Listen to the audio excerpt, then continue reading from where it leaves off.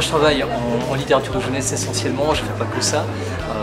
Il m'arrive de travailler en littérature plus générale, plus pour les adultes, parfois un peu en théorie littéraire, mais essentiellement mes corpus sont des corpus de littérature de jeunesse.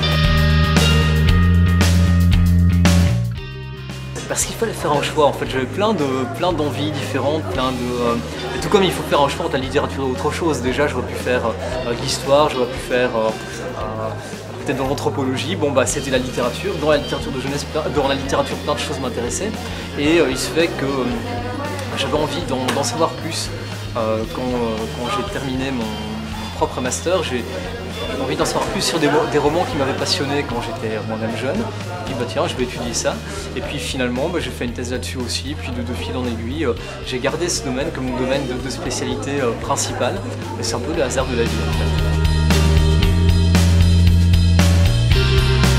Il y en a beaucoup. Hein. Je dirais qu'un des axes qui se distingue assez facilement, c'est l'imaginaire, l'étude de l'imaginaire et l'interprétation de l'imaginaire. Vraiment, ce qui m'intéresse, c'est l'interprétation. Essayer de rejoindre au mieux le sens des œuvres pour le prolonger comme on peut, avec nos propres mots, nos propres outils.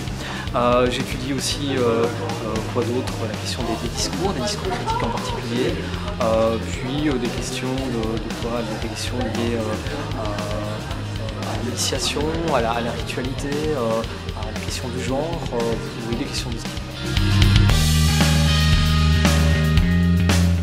Il s'agissait de voir en quoi la question puisque c'est un colloque sur le corps, en quoi la question de la première expérience sexuelle était évoquée dans le roman pour adolescents, en particulier la première fois au masculin, donc entre personnages masculins, puisque c'était une question qui me semblait en friche en fait jusqu'à présent. On a un peu traité de sexualité dans le domaine de l'hétérosexualité, c'était fait, pas beaucoup, mais c'était fait. C'était moins fait pour l'homosexualité et ça me semblait important de le faire.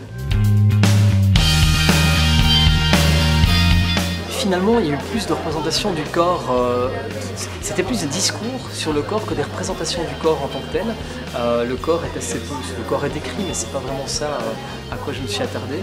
Je me suis attardé à la mise en mots de tout cela. On se rend compte que cet acte sexuel est d'abord souvent élidé, métaphorisé, on essaye de l'évoquer sans vraiment l'évoquer. Et puis que quand il est évoqué même de manière crue, pourrait-on dire, il n'est pas seulement évoqué pour lui-même, mais qu'il est là pour servir de base à une réflexion sur l'élaboration identitaire. En fait, donc le corps sert de médiateur à l'élaboration identitaire, on va le dire ainsi.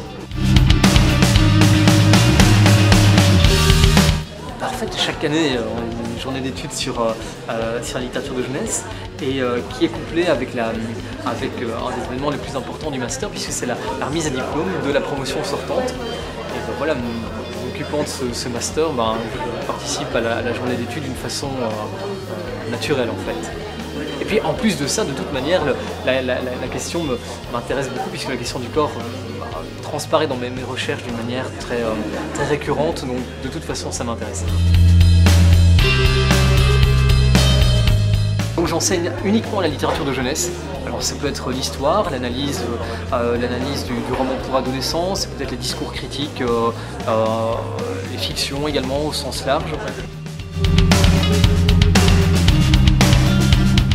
C'était comme d'habitude intéressant, diversifié, on rencontre des gens passionnés et qui ont envie de communiquer, qui prennent plaisir à communiquer, donc pas seulement comme on le voit parfois, à être là et à faire les choses parce qu'il faut les faire, mais à les faire parce qu'ils ont envie de les faire et envie de rentrer en dialogue. Et j'ai appris plein de choses, je suis d'autant plus content d'être venu. C'était une bonne journée.